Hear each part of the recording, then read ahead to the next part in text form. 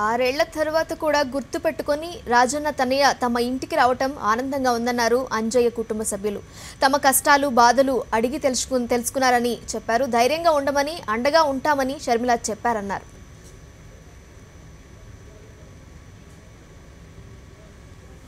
YS Rajasekhara గారు చనిపోయినప్పుడు మా ఫాదర్ చనిపోయినండి. అయితే మమ్మల్ని పరామర్శించడానికి వచ్చింది.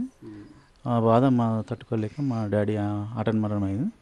ఆటోలోకి వచ్చి 6 సంవత్సరాల తర్వాత గుర్తుపెట్టుకొని మళ్ళీ మా ఇంటికి వచ్చి మమ్మల్ని ఓదార్చడానికి వచ్చింది.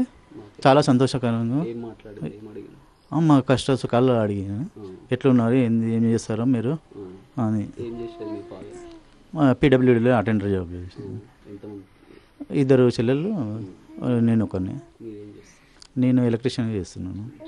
ఆమె అడిగింది ఎట్లా చనిపోయిండు ఏమైంది అని చెప్పింది.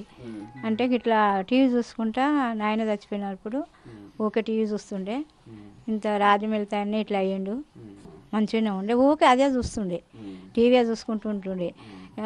ఎట్లా అయింది ఇట్లా నేను కూడా చనిపోతే బాగుండు అని అంటే, నువ్వు ఎందుకు అట్లా అంటున్నావు, అనొద్దు, ఆయనకి ఎట్లా అయిందో ఏమైందో నువ్వు కూడా అట్లా అనొద్దు అని నేను అంటే, నువ్వెందుకు అట్లా అంటున్నావే అని అన్నాడు.